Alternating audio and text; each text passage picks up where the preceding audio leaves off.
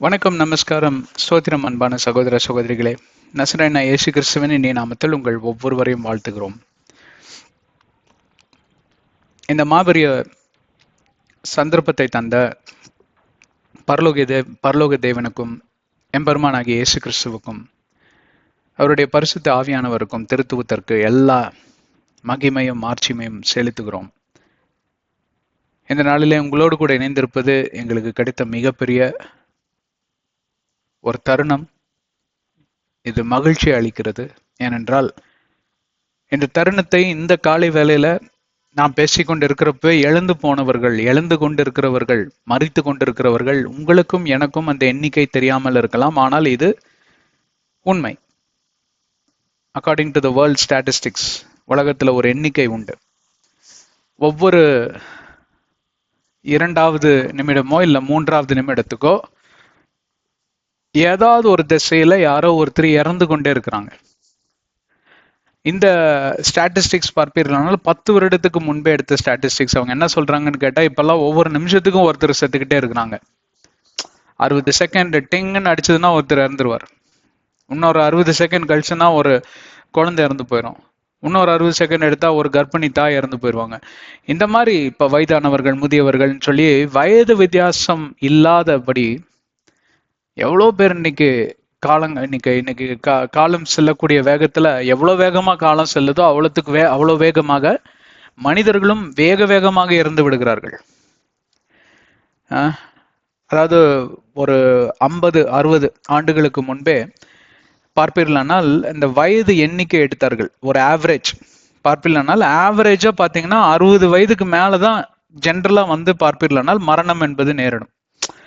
ரொம்ப, அதாவது அகோர மரணங்கள் ஆக்சிடென்ட்ஸ்னாலேயோ இல்ல சில கொலை, குத்து, சண்டை, சச்சரவு, அப்புறம் நிறைய சாராயம் குடிச்சு செத்து போறவன், புகை பிடிச்சு செத்து போறவன், இவனுங்கெல்லாம் அந்த கேட்டகரியில சேர மாட்டாங்க. ரொம்ப துரதிருஷ்டவசமாக விபத்துல மாட்டி இருக்கிறவங்க பாவம். அது ரொம்ப துரதிருஷ்டவசமான ஒரு செயல்.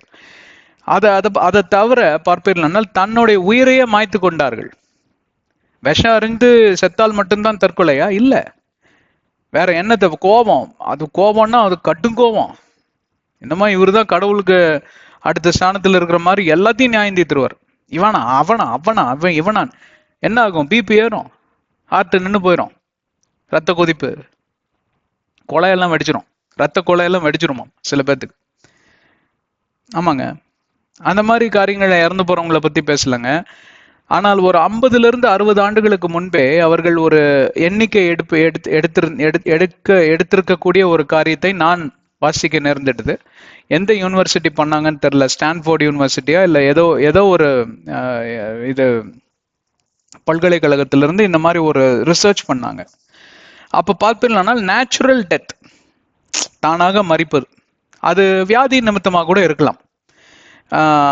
இல்ல ரத்த அழுத்தம், அது வயதாக ரத்த அழுத்தங்கள், இந்த இருதயத்துல கோளாறு வருவது, மற்றும் உள்ள இருக்கக்கூடிய எல்லா ஏஜிங் சொல்லுவாங்க, வயதாகக்கூடிய அந்த ஏஜிங் ப்ராப்ளம்ஸ், தொந்தரவுகள்லாம் வருவது இயல்பே. 60 வயதுக்கு வரைக்கும் எல்லாருமே ஆரோக்கியமா தான் இருந்திருக்கிறாங்க.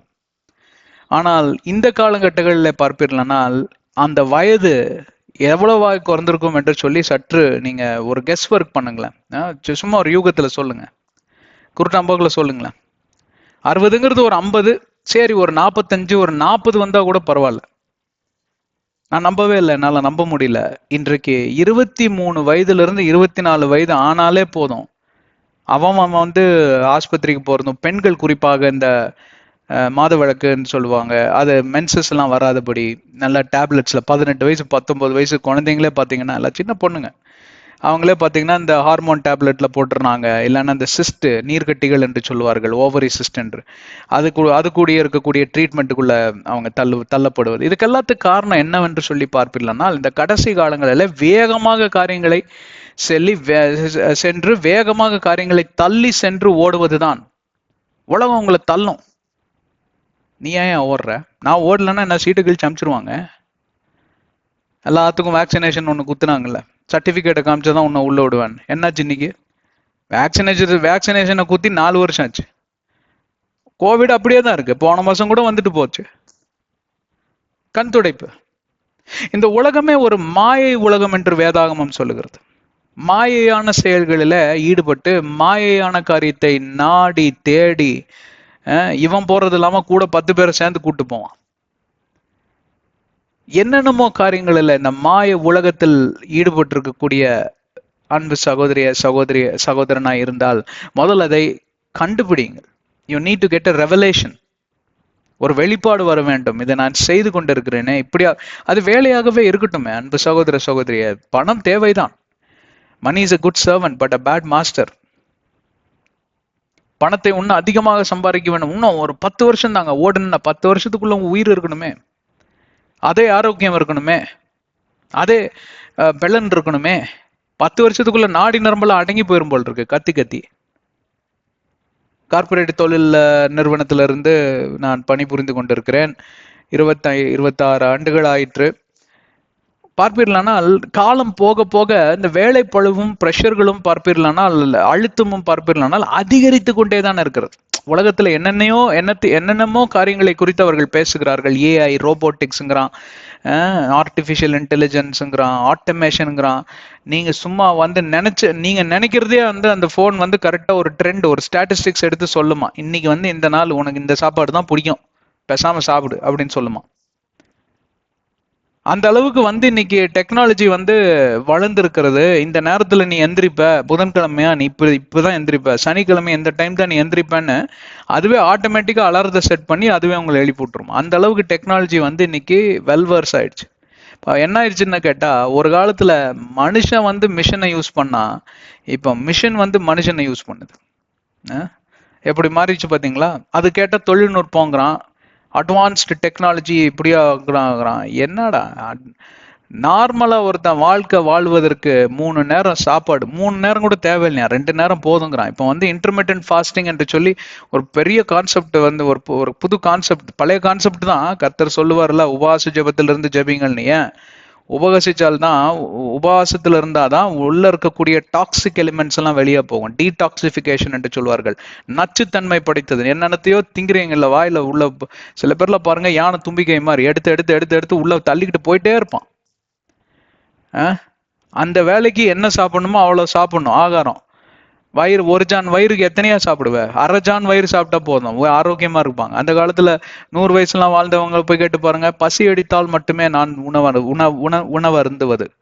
அதை கூட பார்ப்பீர்களானால் ஒரு 3/4 வயிறு அப்படி. அதனாலதான் பாத்தீங்கன்னா இந்த கேஸ் ப்ராப்ளம் இது அதெல்லாம் வரல. இதெல்லாம் ஏன் சொல்லிட்டு இருக்கேன்னு கேட்டா, இந்த நடைமுறையில வாழ்ந்து கொண்டிருக்கிறவர்கள் பார்ப்பீர்களானால் என்னென்ன காரியங்களையோ கற்று தந்து கொண்டிருக்கிறார்கள். மறுபக்கம் பார்ப்பீர்களானால் நிறைய மருத்துவர்கள் எல்லாம் முன்னே வந்து இந்த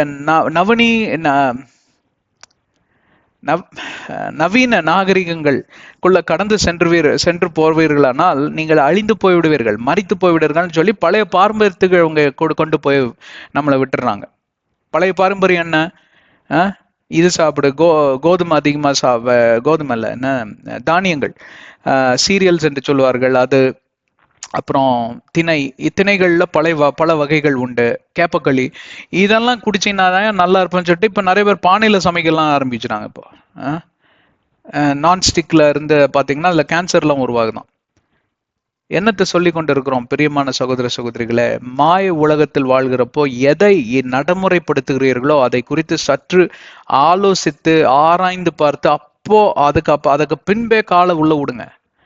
எல்லாரும் வாங்குறாங்கன்னு வாங்காதீங்க, எல்லாரும் வச்சிருக்கிறாங்கன்னு வச்சுட்டு போகாதீங்க. இல்ல, நம்ம ஆண்டவரால பிரித்தெடுக்கப்பட்டவர்கள்.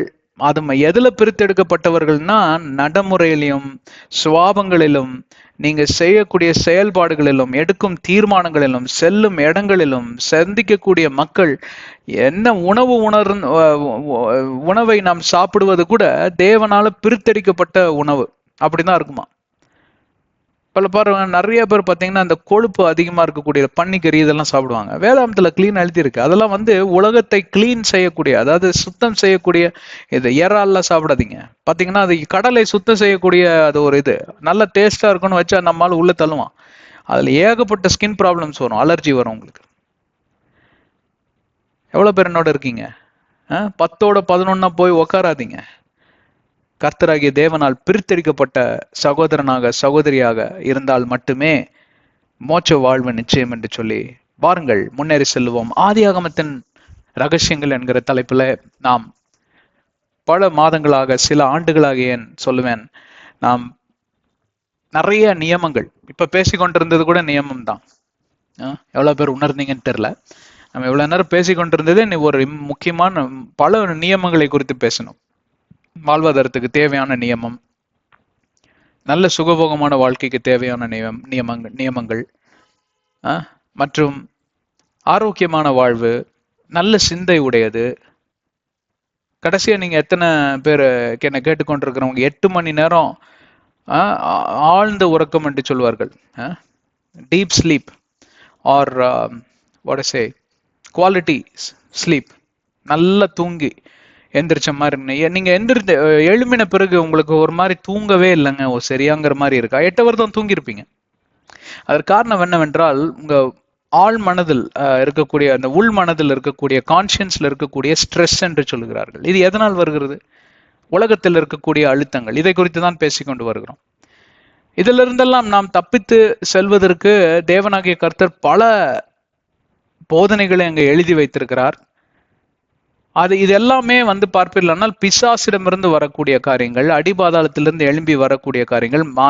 இந்த உலகத்தில் இருக்கக்கூடிய ஆண்டவருடைய சிருஷ்டிப்புகளையும் படைப்புகளையும் அழித்தே விட வேண்டும் என்று சொல்லி அவன் எல்லா காரியங்களையும் பார்ப்பீர்களானால் இயற்கைக்கு எதிராக செய்து கொண்டிருக்கிறான். அந்த காலங்களிலெல்லாம் 6 மணிக்கு 5 மணிக்கெல்லாம் வீடு திரும்பிடுவாங்க, வேலை எல்லாம் முடிச்சுட்டு. எந்த வேலையில் இருந்தாலும் சரி, நைட் டியூட்டி பார்க்குறவங்களை தவிர, ஹாஸ்பிட்டல் நர்ஸு, சில டியூட்டி டாக்டர்ஸு, அந்த மாதிரி இருக்கிறவங்களை தவிர பார்ப்பீர்களானால் எல்லாம் 90% எல்லாம் விழுக்காடு வீட்டுக்கு திரும்பி விடுவார்கள். 6 மணிக்கு பார்ப்பீர்களானால் குழந்தைங்கள்லாம் உட்கார வச்சு எல்லாம் காஃபி டீ எல்லாம் கொடுத்துட்டு கொஞ்சம் ஹோம்ஒர்க் எல்லாம் எழுத வச்சுட்டு சமையல் பண்றதுக்கு அந்த அம்மா போயிடுவாங்க. ஐயா துணியெல்லாம் துவைச்சு போடுறதுக்கு ஏதாவது ஹெல்ப் பண்ணுவாரு, இல்ல காய்கறி ஏற்றுக்கணும். அப்புறம் எல்லாம் உட்காந்து 7:30 மணிக்கெல்லாம் சாப்பிட்டு 8, 8:30 தூங்கிடுவாங்க. காலையில் பார்ப்பீர்களானால் 5 மணிக்கெல்லாம் எல்லாருமே எழுந்து விடுவார்கள் ஓரளவுக்கு. 6 மணிக்கெல்லாம் பார்த்தீங்கன்னா கோயிலுக்கு போறவங்க போவாங்க, இல்லை யாரெல்லாம் எந்தெந்த சேக்ரெட் பிளேசஸ் என்று சொல்லுவார்கள், புண்ணிய ஸ்தலங்களுக்கு அதாவது கோயிலுக்கு போறவங்க போவாங்க, மசூதிக்கு போறக்கூடிய முஸ்லிம் சகோதரர்கள் போவாங்க. இந்த மாதிரிலாம் பார்ப்பீங்கன்னா எல்லாருமே ஏதோ ஒரு வேலையில ஈடுபட்டு இருப்பாங்க. குழந்தைங்கள்லாம் காலையில நேரத்திலே போயிருங்க ஸ்கூல், இல்லை எந்திரிச்சு படிக்குங்க. இன்னைக்கு என்னடான்னா 10 மணிக்கு தான் அவன் லேப்டாப்பையும் ஆன் பண்றேன். ஏன்? நைட் ஷிஃப்ட்டுங்க. அமெரிக்காக்காரனுக்கு தான் நான் வேலை செய்யறேன். அமெரிக்காக்காரன் முழிச்சிருக்கிறப்போ நானும் முழிச்சிருக்கணும். அவன் முழிச்சிருப்பான், அவன் 100 வயசு உயிரோடு இருப்பான். நீ அவன் முழிச்சிருக்கிறப்ப முழிச்சிருந்து 10 வயசுலேயே செத்து போய், சாரி 40 வயசுல நீ போயிடுவேன். நீங்க அப்படிதான் நடந்துட்டு இருக்கு. இயற்கையின் நியதிக்கு எதிராக உங்களை நம் யாவரையும் இயக்கி கொண்டிருக்கிறவன் தான் பிசாஸ். என்னோட ஒரே ஒரு சாட்சியை சொல்லிக்கிறேன். நான் ஐடி நிறுவனங்களில் பணிபுரிந்து கொண்டு இருக்கிறப்போ மைக்ரோசாஃப்ட் நிறுவனத்திலேருந்து எனக்கு ஒரு ஆஃபர் லெட்டர் வந்தது. ரொம்ப அதிகமான ஒரு சேலரி கொடுத்துட்டு நானும் சைன் பண்ண போயிட்டேன். அப்போதான் தெரிஞ்சது உங்கள் ஷிஃப்ட்டு 8 மணிலேருந்து காலையில் 7 மணி வரைக்கும், இல்லை 5 மணி வரைக்கும் அதை சொன்னாங்க. நான் கையெழுத்து போட மாட்டேன்னு எந்திரிச்சு வந்துட்டேன். என்ன எல்லாருமே முட்டாளேன்னு சொன்னாங்க. ஏன்னா நான் அப்போ வேலை செஞ்சுட்டு இருந்த கம்பெனியில் வெறும் 30 பேர் தான் இருந்தான். எனக்கு சம்பளமே 2-3 மாதத்துக்கு ஒருக்கா தான் தருவான். அந்த மாதிரி ஒரு நஷ்டத்தில் ஓடிட்டு இருந்த கம்பெனியில் தான் மைக்ரோசாஃப்டில் கிடைச்சி போய் ஒரு 6 மாதம் வேலை செஞ்சுட்டு அப்புறம் வேற வேலை பார்க்க வேண்டியது. முதல்ல வாயில் தலையை விட்டா தலை வராது, முண்டை மட்டும்தான் வெளியே நிற்கும். அவன் தின்னு தீத்துருவான் நம்மளை. அதுக்கப்புறம் பார்ப்பில்லைனால் சில மாதங்களில் எனக்கு அருமையான வேலை கிடைத்தது. அதிலிருந்து படிப்படியாக கர்த்தரனை உயர்த்தினார். இந்த நாள் மட்டும் நான் சில நியமங்கள், கர்த்தர் எனக்கு கற்றுக் கொடுத்த இயற்கையின் நீதி கூடிய தீர்மானங்களில் நான் ஒருபோதும் பின்வாங்கி போனதே கிடையாது. நீங்களும் அப்படிதான் இருக்க வேண்டும். இதெல்லாம் தான் நாங்கள் இங்கே பேசிக்கொண்டு வருகிறோம். இதெல்லாம் ரொம்ப பிராக்டிக்கலா ஒரு பக்கம் இருந்தாலும், மறுபக்கம் பார்ப்பில்லானால் ஆவிக்குறி ரீதியாகவும் பல காரியங்களை நாங்கள் கற்றுக் கொடுத்து வருகிறோம். ஆதியாகமத்தில் இப்போ 6வது அதிகாரத்தில் 15வது வசனத்தை மன்னிக்கவும் 16வது வசனத்துல பாதியில நிக்கிறோம். நம்ம முன்னேறி செல்லுவோம். பார்ப்பில்லானால் முதல் 5 அதிகாரங்கள்ல ஆண்டவருடைய சிருஷ்டிப்புகள் உண்டாகினது, பாவம் பிறந்தது, பாவத்தினுடைய பின்விளை மனிதன் கொலைபாதகனாக மாறிவிட்டான், அதிலிருந்து பல வன்முறைகள் வெடித்தது, உலகம் எங்கிலும் சீர்கெட்டு அழிந்தது. 6வது அதிகாரத்துல இவங்க தூதர்கள் எல்லாம் சேர்ந்து இச்சையில விழுந்து அங்க குழந்தையெல்லாம் பிறக்குது, ராட்சதர்கள் பிறக்கிறார்கள். ஆண்டவராகி தேவன் ஒரு நாளில தீர்மானத்துக்கு வருகிறார், இந்த உலகத்தை நான் அழித்து நான் மறுபரிசீலனை பண்ண வேண்டும் என்று சொல்லி. அப்படி அவர் நினைத்த மாத்திரத்தில் அப்படி திரும்பி பார்க்கிறப்போ நோவா என்கிற நீதிமான் அவருடைய கண்களில இடம் பெறுகிறான். அந்த நோவாவை கொண்டு ஆண்டவராகிய தேவன் ஒரு புதிய திட்டத்தை அங்க வகுக்கிறார். இது கடைசி சான்ஸா ஒரு ஆப்பர்ச்சுனிட்டியா கொடுக்கலாம் அப்படின்னு சொல்லி மறுபடியும் ஆதியாகமம் 3:15 2வது ஆதாமை குறித்து இயேசு கிறிஸ்துவின் வருகை குறித்து பேசின அந்த திட்டத்தை நான் கைவிட மாட்டேன், சரி நோவாவை கொண்டதை நிறைவேற்றி விடலாம் என்று சொல்லி அவர் இப்படியாக ஒரு பேழை என்கிற ஒரு அருமையான ஒரு கட்டமைப்பை குறித்து பேசி வருகிறார். பேழை என்கிற காரியம் 14வது வசனம் 6வது அதிகாரம் 14வது வசனத்திலிருந்து 22வது வசனம் வரையும் பார்ப்பீர்களானால் அந்த ஒரு பேராகிராஃப் வருகிறது.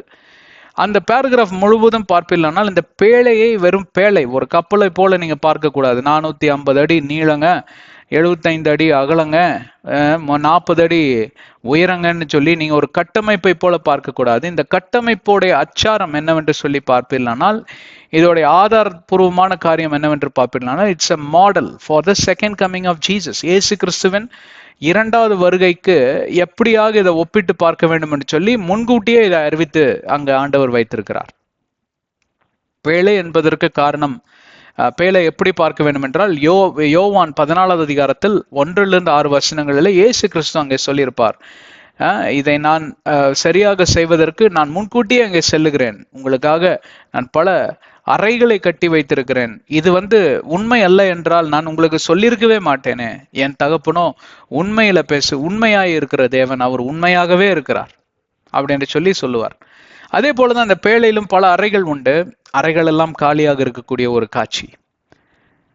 ஒரு பேரழிவு வரக்கூடிய ஒரு காரியத்தை குறித்து ஆண்டவர் எச்சரிப்பின் சத்தத்தை கொடுக்கும்படி, இந்த உலகத்தை நான் அழித்து விடுகிறேன், இந்த அழிவு எவ்வாறு இருக்கும் என்று சொல்லி ஜனங்களுக்கு இன்னும் ஆண்டவராகிய தேவன் அறிவிக்கல. அந்த தீர்மானம் தேவனுடைய இருதயத்தில் மட்டுமே இருக்கக்கூடியதாவது. அந்த தீர்மானத்தை அறிவிக்க வேண்டும். ஏனால் தேவனாகிய கர்த்தர் எதையும் அறிவிக்காமல், எவன் ஒருவன் திரும்பி மனம் திரும்பி வாழ்வதற்கு ஒரு சந்தர்ப்பம் கொடுக்காமல் அவர் ஒருபோதும் யாரையும் அழிப்பதில்லை. ஏனால் அவர் மனதுருகுகிற தேவன், அவர் கரிசனை காட்டுகிற தேவன், அவர் இரக்கம் சுவாபம் படைத்தவர், அவர் காருண்யத்தின் தேவன் என்று சொல்லி எல்லாம் பல அதாவது நாமங்களை சூடிய மன்னன் அவர். அதனால் அவர் பார்க்கிறார், நான் எப்படியாக இந்த அனௌன்ஸ்மெண்ட்டை சொல்றது என்று பார்க்கிறப்பதான் நோவா கண்களில் படுகிறார். நோவாக்கு அங்கே 2 காரியங்களை கொடுக்கக்கூடிய காரியங்கள் எல்லாம் நம்ம இன்னும் பார்க்கல. அவர் முதலாவது டியூட்டி பேழையை கட்டு என்கிறார். பேழையை கட்ட ஆரம்பிக்கும் போது அங்க சில இன்ஸ்ட்ரக்ஷன்ஸை கொடுக்கறதெல்லாம் நாம் 14வது அதிகாரத்திலும் 15லும் 16வதுல பார்த்துட்டு வருகிறோம். அது எல்லாமே பார்ப்பீர்களானால் இயேசு கிறிஸ்துவின் 2ஆம் வருகைக்கு நோக்கம் இதை நோக்கியே போகும். அப்படிதான் அந்த மாடல். அப்ப இயேசு கிறிஸ்துவோட 2ஆம் வருகைக்கு முன்பே இப்படியாக சம்பவங்கள்லாம் சம்பவிக்கும் என்று சொல்லிதான் ஏற்கனவே ஆண்டவராகி தேவன் ஒரு பெரிய திட்டத்தை அங்கே வகுத்து இப்படியாக அதை செய்து வருகிறார்.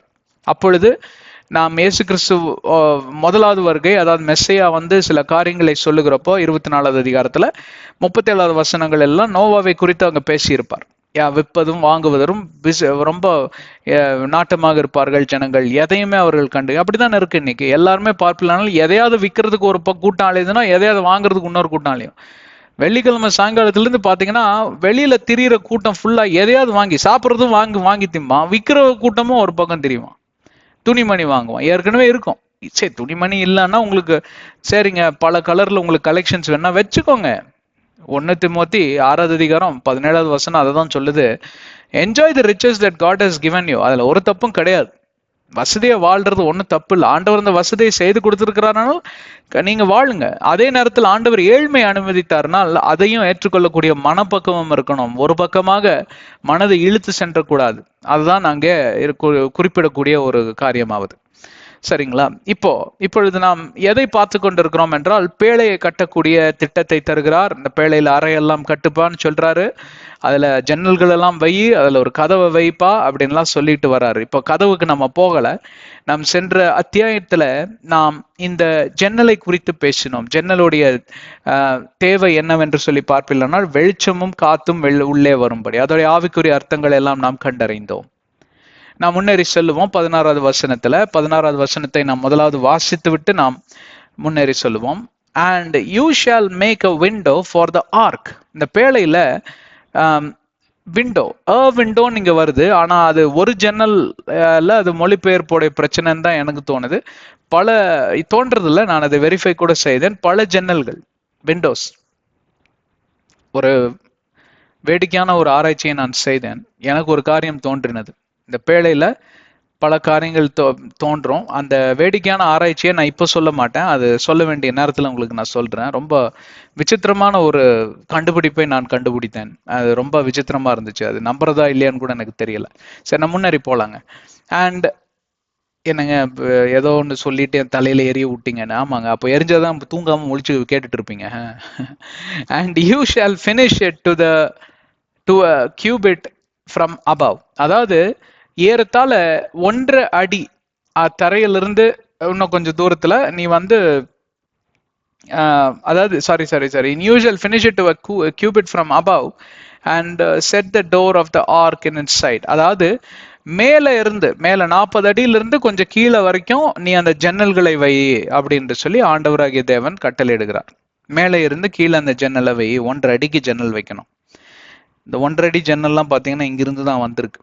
ஆண்டவர் போல ஒரு பெரிய ஆர்கிடெக்ட் உலகத்திலே கிடையாது. அவருக்கு தெரியாதது ஒண்ணுமே கிடையாது.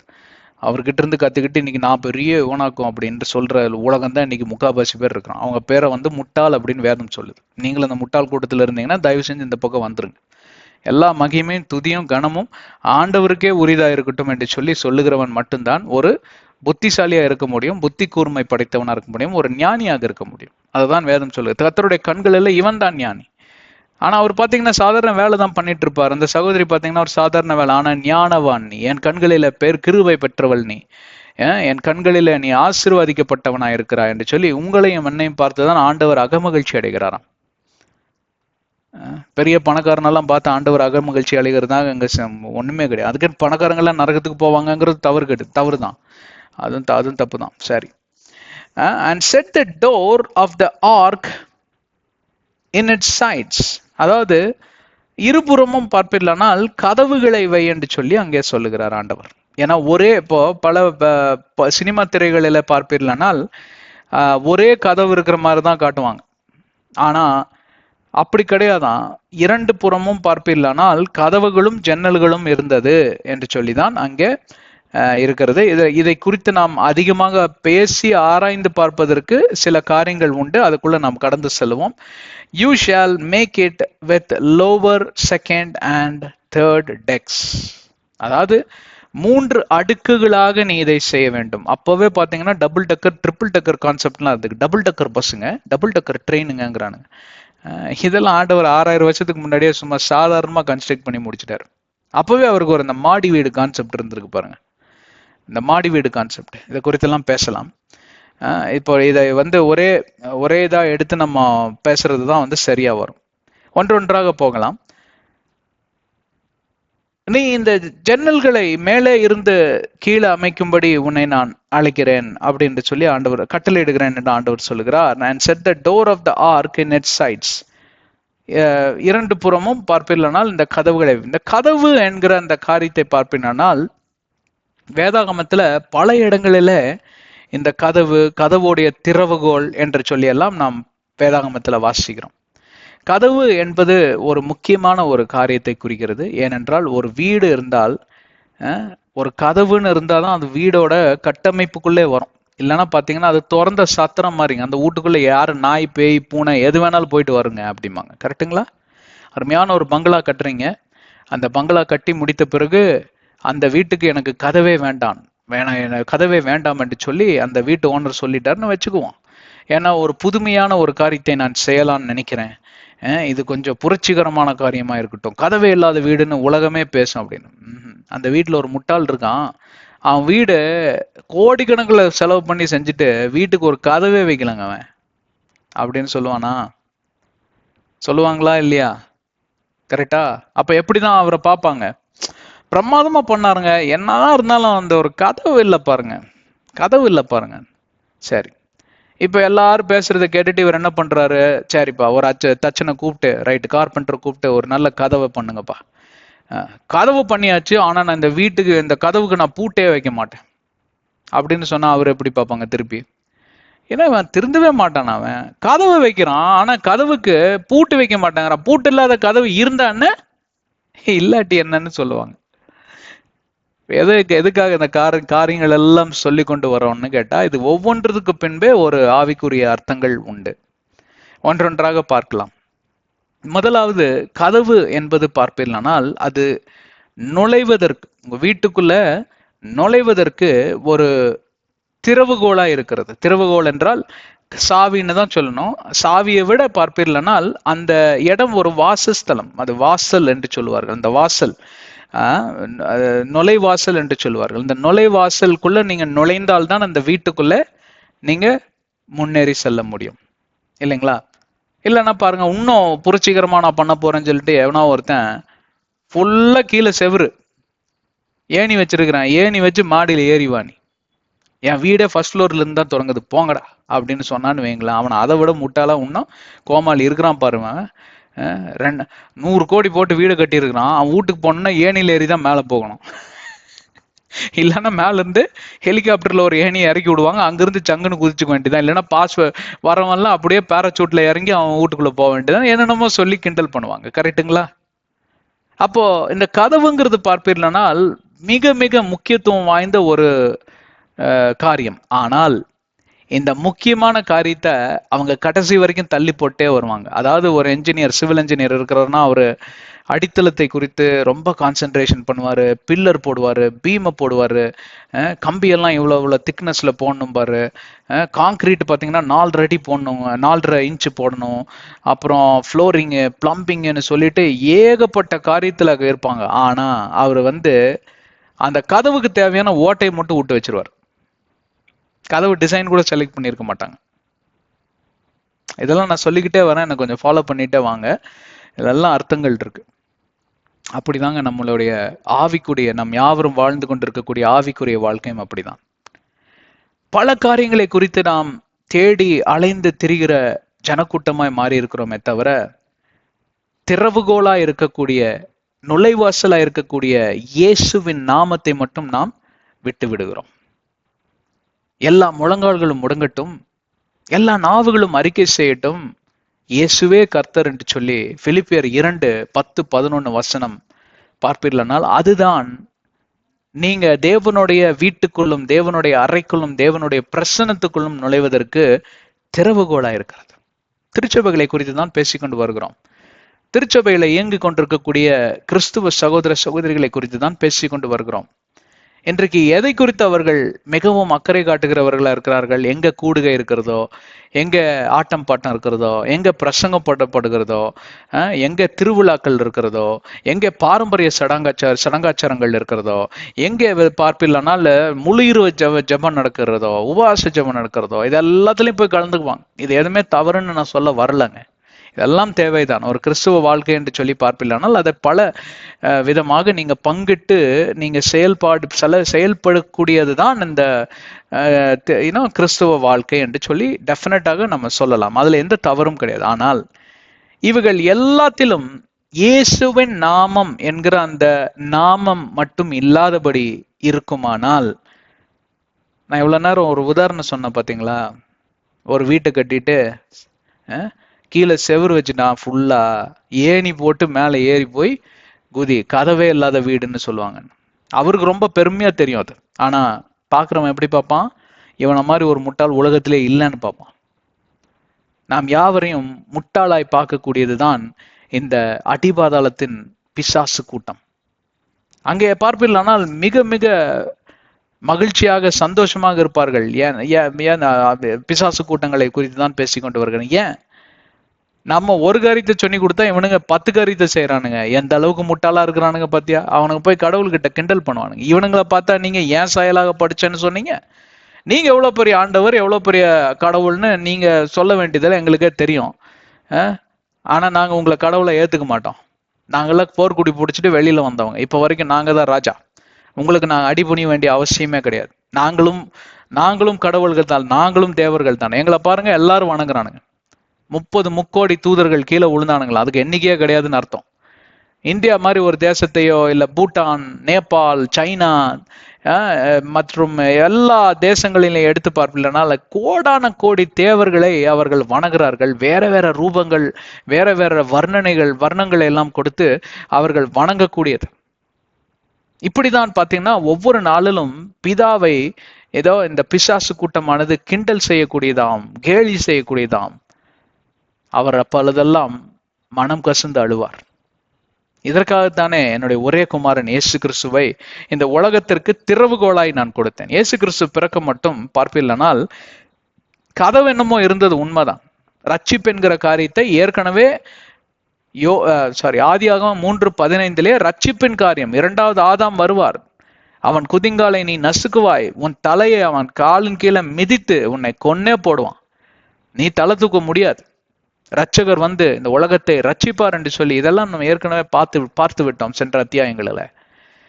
ஆனால் மெஸ்ஸியா பிறக்க மட்டும் அந்த ரட்சிப்பு என்கிற காரியத்திற்கு திறவுகோலே இல்லாம தான் அவர்கள் பலியாடை செலுத்துவதும், அந்த பலியாக மாடுகளையும் ஆடுகளையும் மற்றும் பறவைகளையும் செலுத்துவதுமாக தான் இருந்தது. கதவுக்கு வெளியே செலுத்தி கொண்டிருந்தது. அதாவது உள்பிரகாரம் வெளிப்பிரகாரம் என்று சொல்லி, உள்பிரகாரத்துக்குள்ள வருஷத்துக்கு ஒரு தடவை பிரதான ஆசாரியர், சீஃப் ஹை பிரீஸ்ட், அவர் மட்டும்தான் போக முடியும். அவர்கிட்ட ஏதாவது பழுது இருந்தது அவரையும் அடிச்சு கொண்டுரும், தேவனுடைய பிரசனம். ஆனால் இயேசு கிறிஸ்துவுடைய உயிர்த்தெழுதலுக்கு பின்பே அந்த திரைச்சீலை கிழிக்கப்பட்டது என்று, மேல இருந்து கீழே வரைக்கும் கிழிஞ்சுதான்.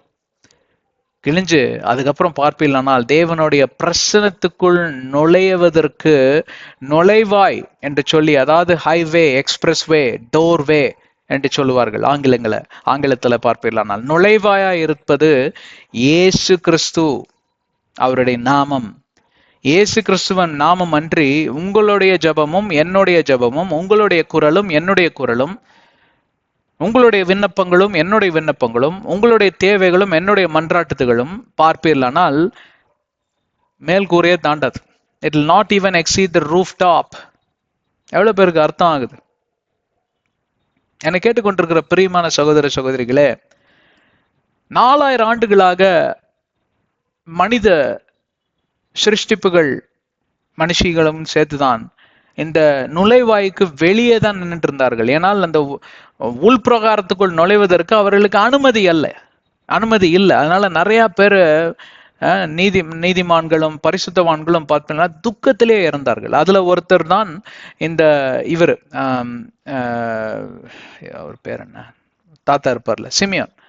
அந்த தாத்தா வந்து இப்ப நான் வந்து என்னோட மெஸ்ஸியாவை நான் பார்த்துட்டேன், இப்ப நான் சந்தோஷமா மறிப்பேன் அப்படின்னாரு. அதுக்கு பேர் என்ன? அது காரணம் எப்படி இருந்தாலும் மறிக்கதான் போறான். துக்கத்தில் மறித்திருப்பேன், இப்பொழுது எனக்கு ஒரு புது நம்பிக்கை, புத்துணர்ச்சி கிடைத்திருக்கிறது.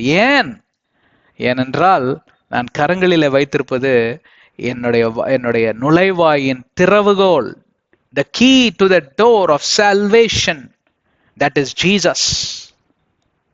இயேசுவின் நாமத்தை நான் பெற்றுக்கொண்டேன். இயேசு கிறிஸ்து வளரவே இல்லை, அவர் அப்பதான் குழந்தையா இருக்கிறார், பேபி. ஒரு 2-3 வாரம் பேபியா தான் இருக்கும்னு நினைக்கிறேன் நான், குட்டி பேபி. ஆனா அவருடைய ஆவியில வெளிப்படுத்தப்படுகிறார். பரிசுத்தாவியானவர் அவர் மேல இருந்தார்னு வேதாகமம் சொல்லுகிறது. பரிசுத்தாவியாருனால வெளிப்பாடு பெற்று அந்த இடத்துல அவர் ஆண்டவரை துதிக்கிறார். நான் திறவுகோலை பெற்றுக்கொண்டேன், இப்பொழுது நான் நிம்மதியாக மறிப்பேன், இப்பொழுது நான் நல்ல ஒரு உத்தரவாதத்தோட மறிப்பேன், இப்பொழுது நான் ஒரு நிச்சயத்தோட மறிப்பேன். ஏன்? நான் இயேசு கிறிஸ்துவை இரட்சகராக ஏற்றுக்கொண்டேன். உன்னை இயேசு கிறிஸ்து பேசக்கூட ஆரம்பிக்கல. அவரு ரொம்ப வயசாயிடுச்சு, அப்பவே அவருக்கு 80-90 வயசுக்கு மேலே தான் இருக்கும்னு சொல்றாங்க. அப்ப அவர் பார்த்துட்டு அவர் சொல்றாரு, நான் வந்து இப்போ நிம்மதியா மறிப்பேன். எவ்வளவு மகிழ்ச்சி பாத்தீங்களா? அப்போ 4000 ஆண்டுகளாக பரிசுத்தவான்கள் யாவரும் பார்ப்பில்லைனால் ஒரு துக்கத்திலேயே தான் இருந்திருக்காங்க, மன உளைச்சல் இருந்திருக்காங்க, ஒரு நிச்சயம் இல்லாத வாழ்க்கை. இவ்வளவு காரியங்களை செய்யறமே, ஆனா கூட மோட்ச வாழ்வு எங்களுக்கு நிச்சயமில்லாத காரியமாய் காட்சியளிக்கிறதே. அதனாலதான் இயேசு கிறிஸ்து சொல்லுகிறார், உங்கள் தகப்பன் அபிரகாம் என்னை காண வேண்டும் என்று சொல்லி எவ்வளவாய் பிரயாசப்பட்டார், என்னை கண்டும் அவர் மகிழ்ச்சி அடைந்து கொண்டிருக்கிறார் என்று மோட்சத்திலிருந்து அவர் பார்க்கிறார். ஏன்னு கேட்டா, அதெல்லாம் நம்ம பின்னாடி பார்க்கலாம். ஈசாக்கு, உங்களுக்கு கதை தெரியும்ல, கொல்ல போயிடுவான், பிள்ளையாண்டா மேல நீ கைய போடாத அப்படின்லாம் சொல்லி ஒரு ஆடு பாத்தீங்கன்னா முள்ளுல மாட்டிட்டு இருக்கும், எடுத்து அந்த ஆடை பலியிடணும். அங்கே பாத்தீங்கன்னா இயேசு கிறிஸ்துவோட காட்சி அவருக்கு கிடைச்சாச்சு. இப்படிதான் மெஸ்ஸையா பார்ப்பீர்களானால் என்னுடைய இடத்தை எடுத்து அவர் மரித்து போவார், அவர் என்னுடைய ரட்சிப்பின் வாழ்வுக்கு திறவுகோலாய் மாறுவார். அந்த திறவுகோல் இருந்தால்தான் அந்த பரலோக கதவு, இந்த கதவு எந்த கதவு? பேழை என்றால் என்ன? பரலோகங்க, பரலோகம். பரலோகத்துடைய கதவை திறக்கக்கூடிய அதிகாரமோ தைரியமோ இல்ல திறவுகோலோ யார் கையிலும் கிடையாது. இயேசுவின் நாமம் இருந்தால் மட்டும்தான் அந்த கதவு உங்களுக்கு திறக்கப்படும். எவ்வளவு பேர் என்னோட இருக்கீங்க? எல்லாரும் நினைச்சிட்டு இருப்பீங்க கத்தோலிக்கரை பத்தி பேசுறாங்க அப்படின்னு. அவங்கள பத்தி மட்டும் பேசலங்க, எல்லாத்த பத்தியும் தான் பேசுறேன். தேவனாகிய இயேசு கிறிஸ்துவின், இதை ஒன்றை மட்டும் பார்த்துட்டு முடிச்சிடலாம், ஏன்னா நேரம் கடந்து போயிட்டே இருக்குது. தேவனாகிய இயேசு கிறிஸ்துவின் நாமத்தை ஏற்றுக்கொண்டால் மட்டும் பத்தாது. ஏசு கிறிஸ்து என் தேவன் அப்படின்னு சொல்லிட்டு டபக்குன்னு மூழ்கு ஞானஸ்தானம் எடுத்துட்டா, நான் திறவுகோலை பெற்றுக்கொண்டேனாக்கும், அந்த கதவு எனக்காக. இப்ப நிறைய பேர் ஆட்டோமேட்டிக் கீ வச்சிருக்கிறாங்க, ஒரு ஆட்டோமேட்டிக் கீ, அதாவது சாவியே இல்லாம உங்க உங்க கார் கீழே வந்து சென்சார் ஒன்று சேர்த்து பொறுத்துருவான். நீங்க கிட்ட வந்தாலும் கதவு ஆட்டோமேட்டிக்கா திறக்கும். யூஎஸ்ல எல்லாம் அது இருக்கு, இப்போ இந்தியாலையும் நடைமுறைப்படுத்துறாங்க. அந்த மாதிரி நான் முழுக்க ஞானஸ்தானம் எடுத்து விட்டோன்னே ஆட்டோமேட்டிக்கா அந்த கதவு திறந்தது தெரியுமா அப்படின்னு சொல்வதெல்லாம் மதியனம், முட்டாள்தனம் என்று சொல்வார்கள் தமிழில். அப்படியெல்லாங்க பிரியமானவர்களே, அன்பு சகோதர சகோதரிகளே, தம்பி தங்கச்சிகளே, நண்பர்களே, தயவு செஞ்சு இதை ஒன்றா புரிஞ்சுக்கோங்க.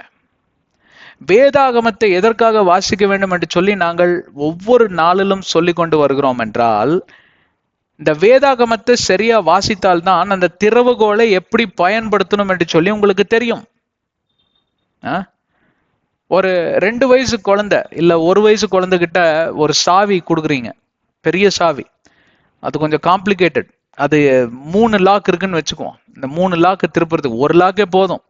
அந்த குழந்தை அந்த ஓட்டைக்குள்ள போட ட்ரை பண்ணி பார்க்கும், அது வீல் கத்த ஆரம்பிச்சிடும். அப்புறம் நீங்க வாங்கி கதவு திறந்து கொடுப்பீங்க, கரெக்டுங்களா? இப்ப இருக்கிற 1.5 வயசு குழந்தைகிட்ட கொடுத்தா அவன் எப்படியே திறந்துடுறான், அது வேற விஷயம். பட் நான் சொல்றது ஒரு 50 வருஷம் 60 வருஷத்துக்கு முன்னாடி டெக்னாலஜி ஒண்ணுமே கிடையாது. அப்ப போய் பூட்டை திறட அப்படின்னா, பூட்டுன்னா என்னன்னு தெரியாது, சாவினா என்னன்னு தெரியாது, குழந்தை இல்லைங்களா? இன்னைக்கு நிறைய பேர் சிறு பிராயத்தில் இருக்கக்கூடிய ஒரு பிஹேவியர் தான் இருக்கு. 70 வயசு தான் ஆயிருக்கு, ஆனா பாத்தீங்கன்னா இன்னும் அந்த தலைக்குள்ள பார்த்து பாரம்பரியம் உக்காந்துட்டு இருக்கு, அந்த பழைய பஞ்சாங்கம் தான் உக்காந்துக்கிட்டு இருக்குது. இன்னும் அந்த பழைய ஹார்மோனி பெட்டியா தான் வச்சு வாசிப்பாரான். அதுக்கு முன்னாடி அது பெரிய பெரிய ஆர்கன், கேஷியா கீஷியா எல்லாம் வந்தாச்சு. இல்லைங்க, எனக்கு அந்த ஹார்மோனி பெட்டியில வாச்சா நீ வாசிக்கிறதுக்குள்ள அங்க தூங்கிடுவான் எல்லாரும். புது சிஸ்டம் இதெல்லாம் வச்சு வாசிச்சாலே தூங்க ஆரம்பிச்சிடறான் பாதி பேர். நம்ம ஆளுங்க பாத்தீங்கன்னா இன்னும் ஆவிக்குரிய ரீதியில வளராமையே இருக்காங்க. 50-60 வருஷத்துக்கு முன்னாடி பாத்தீங்கன்னா இவ்வளவு மொழிபெயர்ப்பே கிடையாது. வேதாகமம் எல்லாம் பார்ப்பில்லைன்னா லத்தீன்ல தான் இருந்திருக்கு. 19வது நூற்றாண்டுல கூட எங்க தாத்தா காலத்துல, எங்க அப்பாவோட அப்பா காலத்துல கூட பார்ப்பில்லைன்னா சாமியார் வந்து முதுக காமிச்சிட்டு நின்றுட்டு இருப்பாராம். அவர் சிலுவையை பார்த்து லத்தீன்ல ஏதோ வாசிச்சுக்கிட்டு இருப்பாராம். இதுங்கெல்லாம் உட்காந்து எல்லாம் கேட்டுட்டு எந்திரிச்சு வந்துருவான். அந்த மாதிரி ஆட்டுக்கூட்டத்துல தான் வந்து இருந்து நானும் வெளியில வந்தேன். சரி, இப்ப உங்க கையில எல்லாம் பைபிள் இருக்கு, அவங்கள பத்தி ரொம்ப தலைகுருவா பேசுறேன்னு சொல்லாதீங்க, நினைக்காதீங்க. இன்னைக்கு கத்தோலிக்க மார்கள் எவ்வளவு பேர் எந்திரிச்சு பெரிய எழுச்சியை கொண்டு வந்துட்டு இருக்காங்க. ஃபாதர் பெர்க்மான்ஸ் எல்லாம் ஒரு நல்ல உதாரணம். எந்த திருச்சபையில போய் நீங்க என்ன பாட்டு பாடுங்க, எல்லாம் அப்படியே வேடிக்கை பார்த்துட்டு ஜாலியா இருக்கும். அவர் ஃபாதரோட பாட்டு பாட ஆரம்பிச்சோன்னா உடனே இப்போ ஒரு கை கூட்டு விசில் அடிக்கிறது ஒண்ணுதான் குறை. அப்படி ஒரு உற்சாகம், அப்படி ஒரு ஆவிக்குரிய அபிஷேகம் அவருக்கு. கத்தோலிக்கர்களை பத்தி அப்படி பேசலங்க. சரிங்க, பெந்தெகோஸ்தேமார்கள் எல்லாம் யார் வேணா எடுத்துக்கோங்க. இன்னைக்கு வேதாகமம் எல்லா மொழியில வந்துச்சு. என்ன பண்ணிட்டு இருக்கோம்? ரட்சிப்பின் திறவுகோல் இந்த வேதாகமம் தான். இந்த வேதாகமத்தில் இருக்கக்கூடிய நியாய பிரமாணங்கள், கட்டளைகள், நியமங்கள், உதாரணங்கள், ஓமைகள், இப்படியெல்லாம் பல காரியங்களை ஆண்டவராகிய தேவன் வகை வகையாக பிரித்து நமக்கு சொல்லி இருக்கிறார். ஒவ்வொரு சூழ்நிலையிலும் எப்படி நாம் கையாள வேண்டும், ஒவ்வொரு சூழ்நிலையிலும் நாம் பிசாசுக்கு எதிர்த்து நிற்பது எப்படி, நாம் தப்பி செல்வது எப்படி, இயேசுவின் நாமத்துல நீங்க பிசாசை போன போகாது. இயேசுவின் நாமத்தில் நீங்க உதாரணமாக சாட்சியாக நீங்க வாழ்ந்து சொன்னால்தான் அது போகும். அதற்கு உதாரணம் தான் ஒரு பாதிரியார் இருந்திருக்கிறார், ஜூவிஷ் எக்ஸார்சிஸ்ட். பேய்களை ஓட்டுறதுல பெரிய ஜாமவானவர். எல்லாம் புதிய ஏற்பாடுல இருக்கு, நீங்க படிச்சு பார்த்துக்கோங்க. அவருக்கு சில குமாரர்கள்லாம் இருந்தாங்க, பசங்க. இவனுங்க என்ன பண்ணானுங்க, பவுல் அப்போஸ்தலர் ஊழியத்தை பார்த்துக்கிட்டே இருந்தாங்க. பவுல் அப்போஸ்தலர் இயேசு நாமத்துல வெளியே போ அப்படின்னா ஒரே ஓட்டமா ஓடிடுது, பிசாசு விட்டுட்டு போயிருது. ஆஹா, இது நல்லா இருக்கு டெக்னிக் அப்படின்னு சொல்லிட்டு இவனுங்க ஒரு பேய் பிடிச்ச ஒரு பேய் பிடிச்சவங்களோட வீட்டுல போய் இவனுங்க உள்ள நின்று கதவை கூட சாத்தல. இயேசுவின் நாமத்துல வெளியே போன அந்த பேய் என்ன பண்ணிச்சு தெரியுமா, வெளியே ஓடுற மாதிரி ஓடி போய் கதவை சாத்திட்டு உள்ள நின்றுச்சு. ஏன்டா, நீங்களும் என்ன மாதிரி தான். என்ன வெளியில போன சொல்றதுக்கு உங்களுக்கு எல்லாம் என்னடா யோகியதை இருக்கு? இயேசு எனக்கு தெரியும், அவரு பிதாவுடைய ஒரே குமாரன். பவுல் அப்போஸ்தலர்கிட்ட இருந்து நீங்க காப்பி அடிச்சுட்டு வந்தீங்க. பவுலை பத்தியும் எனக்கு தெரியும், அவர் ஒரு பரிசுத்தவான்.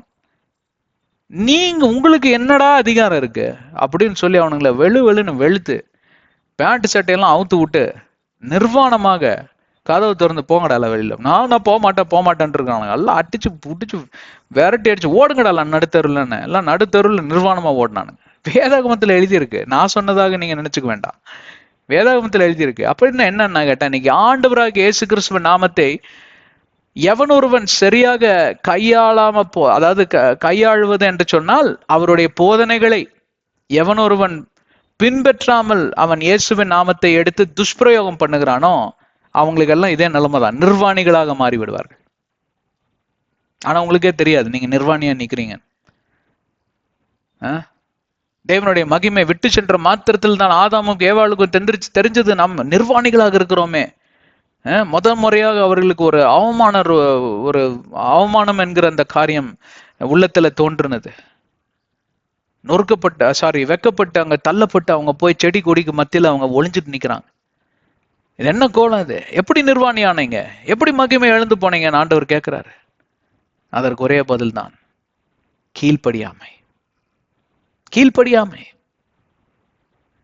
இன்னைக்கு என்ன வேதாகம் சொல்லுதுன்னு கேட்டா, கதவு ரெடியா இருக்குப்பா, திறவுகோலும் ரெடியா இருக்கு, சாவியும் கையில கொடுத்தாச்சு.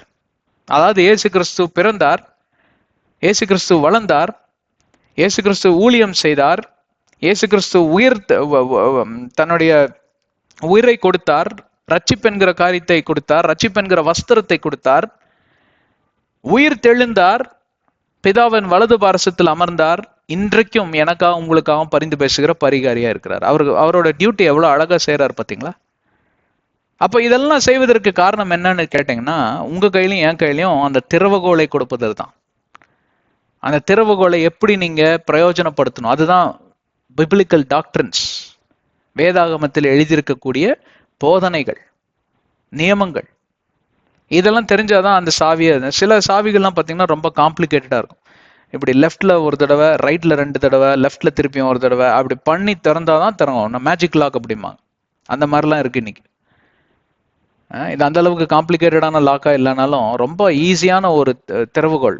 போய் ரைட்ல திருப்பினா முடிஞ்சது, அவ்வளவு ஈஸியா இருக்கு இன்னைக்கு. வேதாகமங்கிறது பாத்தீங்கன்னா எளிதான ஒரு சப்ஜெக்ட்னு 1 யோவான் 5:3 சொல்லியிருக்கிறது. none of the laws are burdensome. இன்னைக்கு ஏதோ பெரிய தலையில மூட்டையை தூக்கிட்டு போற மாதிரி வேதாகம்லாம், ஐயோ அதெல்லாம் முடியாதுங்க அப்படிம்பாங்க. தலையில மூட்டை சுமந்துட்டு போற மாதிரி கிடையாதுங்க. தலையில இருக்கிற மூட்டையை இறக்கி வைக்கிறதுக்கு தான் இந்த வேதாகமம். சுமை சுமந்து பாரம் சுமப்பவர்களே என்னிடம் வாருங்கள், நான் இளைப்பாறுதலை தருவேன்கிறார். வன்மம் என்கிற அந்த பாரத்தை சுமக்கிறீர்களா? துக்கம் என்கிற பாரத்தை சுமக்கிறீர்களா? வியாதி என்கிற பாரத்தை சுமக்கிறீர்களா? தோல்வி மனப்பான்மை என்கிற பாரத்தை சுமக்கிறீர்களா? இந்த பாரத்திலிருந்தெல்லாம் உங்களுக்கு விடுதலை தரக்கூடிய திறவுகோள் தான் இந்த வேதாகமம், இந்த இயேசு கிறிஸ்துவின் நாமம். இதை இரண்டையுமே விட்டுட்டு நான் இங்க போனேன், அங்க போனேன், இவரை பார்த்தேன், பாஸ்டர் அதை சொன்னாரு, அந்த பெரிய கியூல நின்று நான் தீர்க்க தரிசனம் பெற்றுக்கொண்டேன். தீர்க்க தரிசிகளுக்கெல்லாம் தீர்க்கதரிசி நீங்க தான். ஏன்? தீர்க்க தரிசனமே உங்க கைகளில எழுது கொடுத்தாயிற்று. ஆண்டவராகிய தேவன் தீர்க்க தரிசனம், அதாங்க ப்ராமிசஸ் என்று சொல்லுவார்கள், வாக்குத்தத்த வசனங்கள். இதை எவன் ஒருவன் விசுவசிக்கிறானோ அவனே தேவனுடைய மகிமை கண்டடைவான். விசுவாசம் என்கிற அந்த திறவுகோலை நீங்க விட்டுவிட்டு கதவு திறக்கலான்னு எட்டி உதச்சா கூட திறக்காது. ஏன்னா அது மூடி இருக்குது, பயங்கரமான கதவு.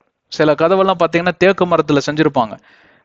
நார்மலாக கதவு வந்து பார்த்தீங்கன்னா உங்களுக்கு 2-2.5 இன்ச்சு வரும் திக்னஸ். ஆனால் சில பெரிய பெரிய பங்களாலாம் பார்த்தீங்கன்னா 6 இன்ச்சு 7 இன்ச்சு திக்னஸ் இருக்கும். அவ்வளோ சீக்கிரம் நீங்கள் திறந்துட முடியாது. இல்லை பெரிய பெரிய கோயிலெலாம் பார்த்தீங்கன்னா, அந்த காலத்தில் கோயிலெலாம் கட்டியிருப்பாங்களா, அதில் பார்த்தீங்கன்னா அந்த கதவு மட்டும் பார்த்தீங்கன்னா திறக்கிறதுக்கு 3 நாள் வேணும். சும்மாலாம் திறந்துட முடியாது. அந்த மாதிரி கதவுக்கு எவ்வளோ பெரிய பூட்டு போட்டிருப்பான், அந்த பூட்டுக்கு எத்தா பெரிய சாவி கொடுத்துருப்பான். அப்படித்தாங்க இருக்கும் மோட்ச கதவு. மோட்சத்துக்கு சென்று நீங்க அந்த கதவை திறக்க வேண்டும் என்றால் அப்படிப்பட்ட ஒரு வாழ்க்கை நீங்க வாழ்ந்திருக்க வேண்டும். அதை எளிதாக வாழவும் கூடும், கதவும் திறக்கும். ஏன்னா திறவுகோல் தான் கையில் இருக்கே. 4000 ஆண்டுகளாக திறவுகோல் இல்லாம கதவுக்கு வெளியே இருந்து கதறி அழுது அழிந்த மாந்தர்கள் கூட்டம் தான் இருந்தது. அதுல பரிசுத்தவான்களும் உண்டு. அவங்க மறிக்கிற வரைக்கும், கடைசி வரைக்கும் அவங்களுக்கு கான்ஃபிடென்ஸ் இருக்காது. என்ன போவோமா இல்லையா அப்படின்னு. தாவீது மேற்கொண்டு ஒரு துக்கத்திலேயே தான் அவங்க எல்லாம் இறந்தாங்க. ஆனா இன்றைக்கு எனக்கும் உங்களுக்கும் அந்த திறவுகோல், மோட்ச வாழ்க்கையின் நிச்சயம் என்று வேதம் சொல்லுகிறது. அது உங்களுக்கும் எனக்கும் கொடுக்கப்பட்டிருக்கிறது. அதுதாங்க இந்த பேழையிலிருந்து நீங்க நிறைய காரியங்களை கத்துக்க முடியும். You shall make it with lower, second and third decks. மாடிகள். அதாவது இது எதை குறிக்கிறது என்றால், முதலாவது வானம், 2வது வானம், 3ஆம் வானம். சில வேதப்பாரர்கள் அப்படி கூட அதை கம்பேர் பண்ணி சொல்லியிருக்காங்க. இன்னும் சில வேதப்பாரர்கள் எப்படி போயிருக்காங்கன்னு கேட்டா, முதலாவது வருகை, 2வது வருகை, 3வது வருகை. முதலாவது வருகை வந்து எதை குறிப்பிட்டு சொல்கிறார்கள்னா, ஆண்டவர் வந்து வர்ச்சுவல் பர்த் என்று சொல்வார்கள். வர்ச்சுவல் பர்த் என்றால் முதல் முறையாக கிறிஸ்து என்கிற அந்த ரட்சகர் என்கிற அந்த கான்செப்டை ஆதியாகமம் 3:15 அவர் வெளிப்படுத்தி காமித்தார். அதை கூட அவங்க வந்து முதலாவது மாடி, அதை கீழே இருக்கக்கூடிய லோவர் டெக் என்று சொல்வார்கள்.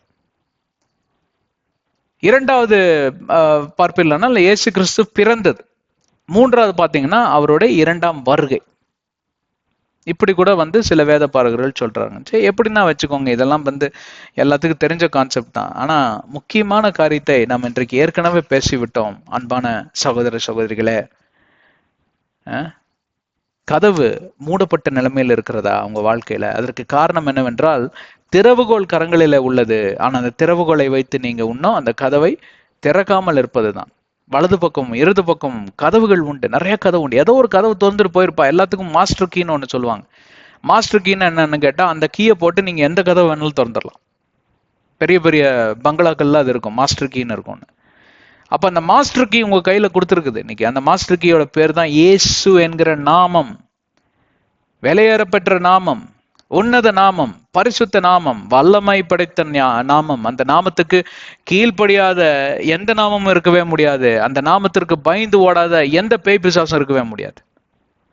மாஸ்டர் கீயை கையில வச்சுக்கிட்டு சுத்திக்கிட்டே இருக்கிறான் நம்மால். சுத்தி வரான் பில்டிங். எனக்கு சாவி ஏதாவது இருக்குங்களா? கையில தான் இருக்கேயா? இல்லைங்க, இந்த சாவி திறக்கமா தெரியல. போட்டுதான் பாருயா. இயேசுவின் நாமத்தை பின்பற்றி தான் பாருங்களேன். இயேசுவின் நாமத்தை நீங்க வணங்கி தான் பாருங்களேன். இயேசு கிறிஸ்துவோட குரலுக்கு செவி கொடுத்து தான் பாருங்களேன். அப்போ திறக்கலன்னா அப்புறம் வந்து கேளுங்க ஆண்டவரை. திறக்காம இருக்கிறதுக்கு வாய்ப்பே கிடையாது. மாஸ்டர் கீ கையில கொடுத்தாச்சு. அதாங்க உலகத்தோட நிலைமை. உலகம் எங்கிலும் திசை தெரியாமல் ஜனங்கள் அலைந்து கொண்டிருப்பதுதான் இன்றைய சூழ்நிலையா இருக்கிறது. இதை பார்த்து கொண்டிருக்கக்கூடிய ஆண்டவர் சொல்லுகிறாராம், சங்கீதம் 14வது அதிகாரம் 2வது வசனத்துல, என்னை புரிந்து கொண்டவர்கள், என்னை அறிந்து கொண்டவர்கள் என்று இன்னொரு வேத மொழிபெயர்ப்புல வந்திருக்கு. என்னை அறிந்து கொள்ளுகிறவர்கள் யாருமே இல்லையோ என்று சொல்லி மேலே இருந்து கீழே பார்த்து அங்கலாய்க்கிற தேவனாயிருக்கிறாராம். அங்கலாய்க்கிறாராம் ஒவ்வொரு நாளும். என்னடா இவனுங்க இவ்வளவு பண்ணி இவனுக்கு ஒண்ணுமே புரியலையா? வேலைன்னு ஒரு பக்கம் ஓடுறான், கிரிக்கெட்டுன்னு இன்னொரு பக்கம் மட்டையை தூக்கிட்டு ஓடுறான், இன்னொரு பக்கம் பார்த்தா அரசியல்னு ஓடுறான், இன்னொரு பக்கம் பார்த்தா மூவி ஸ்டார்ஸ், சினிமா பண்ண, இன்னொரு பக்கம் பார்த்தா வேலைன்னு ஓடி போய் வேலை செஞ்சே செத்து போறான். உள்ள நான் கூட்டி வேறு காம விகாரம், இவன் அவன் அந்த பழக்கம் இந்த பழக்கம்னு இப்படியே திரும்பி ஓடுறான. என் பக்கம் எவனுமே திரும்ப மாட்டேங்கிறான்னு பார்த்துட்டு இருக்கான். ஆனா நம்ம மக்கள் எல்லாம் பாருங்க, நம்ம கிறிஸ்தவர்கள், நாங்க ஞாயிற்றுக்கிழமையான போயிரும் இல்ல, ஃபர்ஸ்ட் பூசை செகண்ட் பூசைன்னு நாங்க போவோம் போட்டி போட்டு. அந்த காலத்துல நான் ஃபர்ஸ்ட் பூசைக்கு ஏன் போவோம் தெரியுமா? ராமாயணம்னு சொல்லிட்டு ஒரு சீரியல் வந்துட்டு இருந்தது. அது பிளாக் அண்ட் ஒயிட் டெலிவிஷன்ல அப்பெல்லாம் வரும். அப்போ அதோட டைம், டெலிகாஸ்ட் டைம் வந்து 8 மணியா இருந்தது. அப்போ ஃபர்ஸ்ட் பூசைக்கு போயிட்டு வந்தா 5 மணிக்கு இல்லை 6 மணிக்கு பூசை முடிஞ்சு வீட்டுக்கு வந்து 7:30க்கெல்லாம் வந்துடலாம். அப்போ 8 மணிக்கு தட்டுல இட்லியோ தோசையோ சுட்டு தருவாங்க. சாப்பிட்டுட்டு அப்படியே பார்த்தா சும்மா நல்லா இருக்கும் சீரியல். நல்லா ராக்கெட் விட்றது அதெல்லாம் நல்லா ரொம்ப இன்ட்ரெஸ்டிங்கா இருக்கும். அப்போ அது ஒன்று தான் வந்துட்டு இருக்கும். அப்புறம் அது முடிச்சோன்னே மிக்கி மவுஸ் இந்த மாதிரிலாம் ஒரு சண்டே ஞாயிற்றுக்கிழமை காலையிலனா மிக ரொம்ப இம்பார்ட்டண்ட்டான காரியம். அப்புறம் செகண்ட் பூசைக்கு மாறினேன். ஏன்னு கேட்டா டைம் 9 மணியா மாத்திட்டாங்க. அப்போ செகண்ட் பூசை எத்தனை மணிக்கு தொடங்கும்? 8 மணிக்கு தொடங்கும். 8 மணிக்கு தொடங்கி 9 மணிக்கு முடிஞ்சோன்னே எங்க வீதியிலேயே தான் இருந்துச்சு கோயில். அங்கிருந்து ஒரே ஓட்டமா ஓடி வருவேன். ஐயோ 5 நிமிஷம் லேட் ஆயிடுச்சுன்னு டைட்டில் போறதுக்குள்ள வந்து உக்காந்துட்டு ஒரே கத்த, அம்மா கொடுங்கம்மா அது கொண்டு வந்து கொடுங்க இருக்கிறான் பாரு அப்படின்னு கொண்டு வந்து கொடுப்பாங்க. சாப்பிட்டுக்கிட்டே பார்ப்போம். நீங்க ஃபர்ஸ்ட் பூசைக்கு போறீங்களோ இல்ல 10th பூசைக்கு போறீங்களோ இல்ல 20வது பூசைக்கு போறீங்களோ உங்க இஷ்டம். அந்த பூசையில போய் என்ன பண்றீங்க? யாரை குறித்து நீங்க மேன்மைப்படுத்துறீங்க? எந்த காரியத்தை குறித்து தியானம் செய்கிறீங்க? வேதாகமத்தின் அடிப்படையில் நீங்க தியானம் செய்யாவிட்டால் முதலாவது உங்களுக்கு திறவுகோலே கிடைக்காது. அப்படியே ஒருவேளை திறவுகோல் கிடைத்தாலும் அந்த திறவுகோலை எப்படி நான் பிரயோஜனப்படுத்த வேண்டும் என்று சொல்லி தெரியாவிட்டால் அந்த கதவு மூடப்பட்ட நிலைமையிலே தான் இருக்கும். இந்த மூடப்பட்ட கதவு திறக்கல. கடைசியெல்லாம் பார்த்தீங்கன்னா உங்களுக்கு அப்படியே படிக்கிறப்ப அவ்வளோ மனசெல்லாம் கஷ்டமா இருக்கும். கொத்து கொத்தா ஜனங்க அழிஞ்சு போனாங்க. அதே போலதான் இந்த நாட்களிலும் எவ்வளோ பேர் பார்த்தீங்கன்னா அழிஞ்சு போயிட்டு இருக்காங்க. அந்த அழிஞ்சு போற கூட்டங்களில் நீங்களும் ஒருவரா என்று சொல்லி நீங்க ஆண்டவரிடம் மன்றாடி ஜெபிக்க வேண்டும். நீங்க யார் என்று சொல்லி வெளிப்பாடை பெற்றுக்கொள்ள வேண்டும். கடவுள் உங்களை ஆசீர்வதிக்கட்டும். அன்பின் பிதாவை நம்மை துதிக்கிறோம், ஆராதிக்கிறோம், மகிமைப்படுத்துகிறோம். ஆண்டவரே இந்த அருமையான நன்னாளுக்காய் நன்றி. இந்த நாளில் ஆண்டவரே இந்த அருமையான வெளிப்பாடை தந்ததுக்காய் நன்றி. கதவு அதோடைய திறவுகோல் என்று சொல்லி 2 காரியங்கள் எங்களுக்கு கற்றுத் தந்திருக்கிறீர். இதன்படியே எங்களை வழிநடத்தும், காத்துக்கொள்ளும், பொறுப்படுத்திக் கொள்ளும். இயேசுவின் நாமத்தில் ஜெபிக்கிறோம். ஆமென். கர்த்தர் உங்களை ஆசீர்வதிக்கட்டும். எங்க சேனல் சப்ஸ்கிரைப் செய்யுங்க. எல்லா வீடியோஸ் மெசேஜஸ் தயவு செஞ்சு பாருங்க. இது உங்களுடைய நன்மைக்காக தான். ஆங்கிலத்திலும் பல மெசேஜ்கள் வரும், பாடல்கள்லாம் வரும். எல்லாம் பாருங்க. தெரிஞ்சவங்களுக்கெல்லாம் அதை ஷேர் பண்ணுங்க. வாட்ஸ்அப் ஸ்டேட்டஸ், ஃபேஸ்புக், ட்விட்டர், இன்ஸ்டாகிராம்னு கண்டதெல்லாம் போடுறீங்களே, ஏன் இதை போடுங்களேன். கிறிஸ்துவுக்குள்ளாக இதை வழிநடத்தி போடுவதற்கு இது ரொம்ப முக்கியமான ஒரு காரியம். அதே போல இன்னொரு முக்கியமான பொறுப்பு உங்களுக்கு உண்டு. இந்த உலகத்துல அழிந்து போற ஆத்துமாக்களுக்காக ஜெபம் செய்யுங்க. எல்லா ஊழியக்காரங்களுக்காக ஊழியத்துக்காக ஜெபம் செய்யுங்க. கள்ள போதகர்கள், கள்ள தீர்க்கதரிசிகளுக்காகவும் ஜெபம் செய்யுங்க. ஏன்னா அவங்க பின்னாடி ஒரு பெரிய ஆட்டு மந்தை போயிட்டு இருக்கு.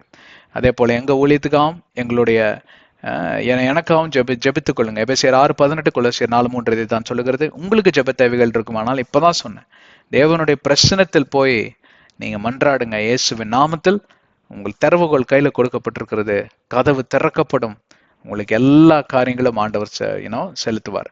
இன்னும் ரொம்ப டீட்டெயிலா போயிருக்கலாம். பாகமம் 28 அருமையா எழுதியிருக்கு. வானத்தின் பணிகளை திறந்து இடம் கொள்ளாத அளவுக்கு ஆண்டவராகிய தேவன் உங்களையும் என்னையும் நிரப்புகிறவர். அதோட அடிப்படையில தான் இந்த 16வது வசனத்தை பார்த்தோம். அடுத்த அத்தியாயத்தில் நாம் சந்தித்து 17வது வசனத்துக்குள் கடந்து செல்வோம். கர்த்தர் உங்களை ஆசீர்வதிக்கட்டும். ஆமென்.